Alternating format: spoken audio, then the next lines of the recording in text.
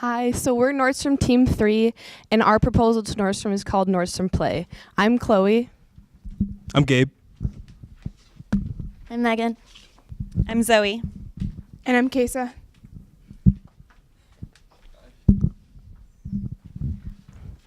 So when looking at the Nordstrom website, we found this quote, and it says, "Fashion changes, shopping changes, our commitment to happy customers does not." And so we wanted to take this commitment and implement it into our idea. That's why we came up with a service for temporary child's care. Wow, temporary child care for the parents that are shopping at Nordstrom.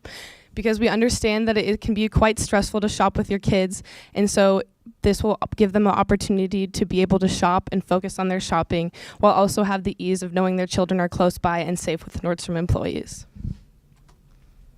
So using the Claritas database and the information we gathered from our survey, we found our target market between the ages of 31 and 50 and have children between ages 3 to 10. They also have an household income around $100,000 or more. And essentially we realized because of their busy lives and having kids on top of it, it's a lot more convenient to shop online. So what we want to do is provide a service that gives a sense of convenience that'll bring them into the store and allow them to enjoy the in-store experience once again.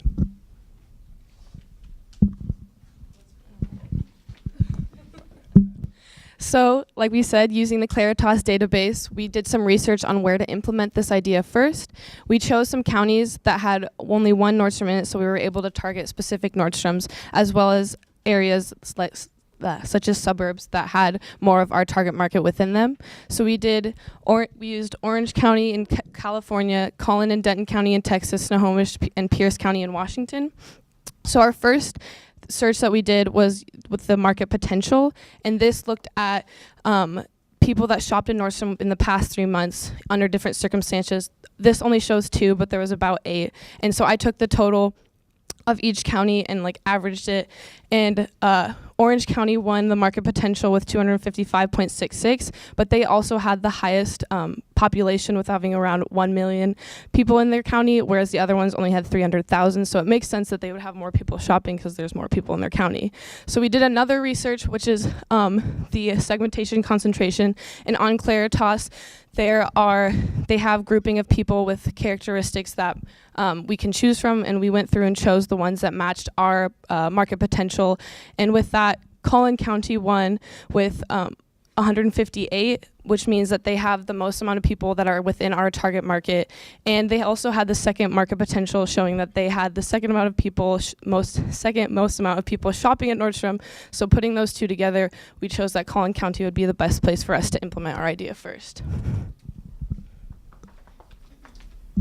So for customer appeal, we did a survey using the WSU survey system, and we sent it out through Facebook, LinkedIn, Twitter, sent it out to our friends, family, and even some professors.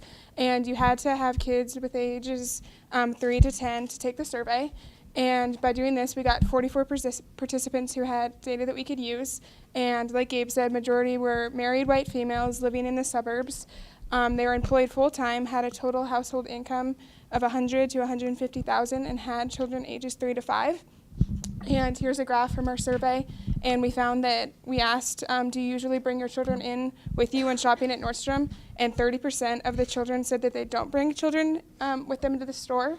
So then we used a logistic question to ask why they don't bring their children in when shopping with them, and some of them said they will hide and turn it into a gamer wander. It's nice to look for deals without the little ones because it's more time efficient. And then some of the more funny ones were they're hellions and running the bulls comes to mind. So we wanted to make sure that parents can have a happy shopping experience and not have to deal with some of the issues that they might have. Okay, so based on our research, we are suggesting the implementation of Nordstrom Play to provide those customers the opportunity to shop in-store without the distraction of a child. So Nordstrom Play is a complimentary service, though the workshops taking place on the weekends cost a small fee per child attending. All workshop activities are geared towards children's learning in fun and creative ways, some including customizing apparel, get up and move learning, mommy and me activities, and arts and crafts. It is not a daycare, so it's really only intended for an up to 2-hour stay per child.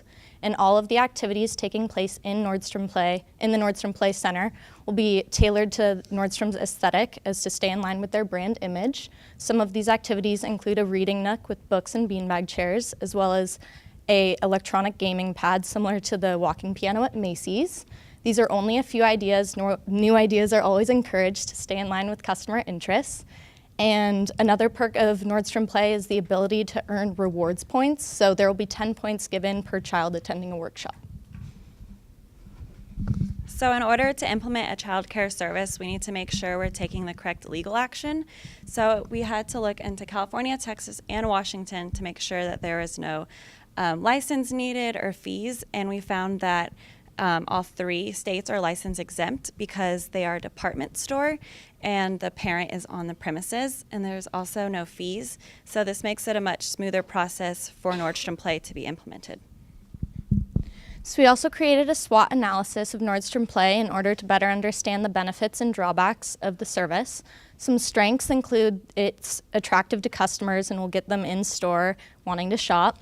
It caters to children's learning in fun and engaging ways, giving them a positive view of Nordstrom from a young age. It promotes Nordstrom products via exposure, as well as pushes the boundaries of apparel retailers while staying relevant to the Nordstrom customer. Some weaknesses, or the major weakness, is really the cost issue that comes with any renovations or marketing. So to kind of address that, that's really why we're starting with just one location and then building and branching out from there.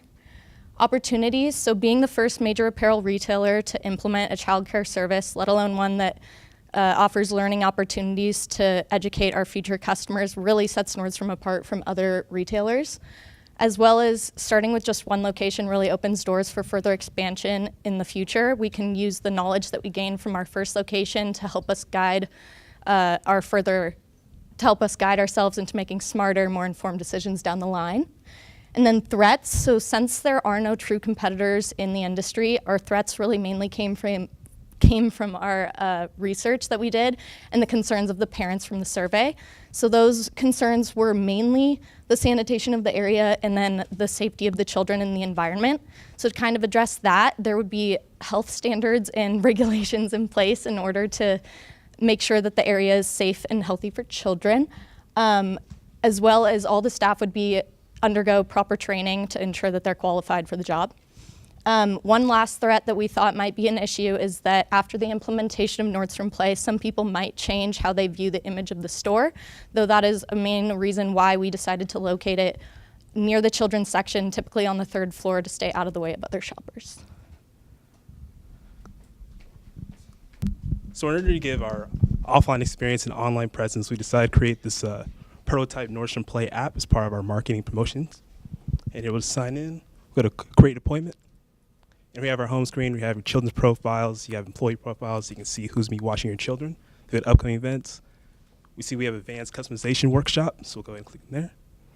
And then every time you go and have a workshop, you'll be prompted with a list of recommended items, and then clicking the link will take you directly to the Nordstrom app where you can purchase it at the, or pick it up at the store.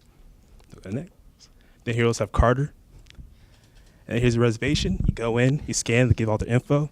That's my nephew, by the way. I felt weird Googling kids, so I just put a picture of my kid. So go to the homepage. And we also understand that things get hectic. Maybe you weren't planning on going to Nordstrom, so we can make a quick appointment. And so those 3 swipes, you can create an appointment, and it'll set you up at the most convenient time.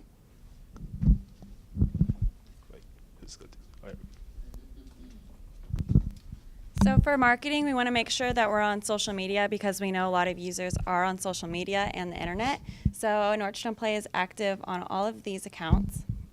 And we also want to market on the website. There's typically pop-ups that come up, so we want to create our own.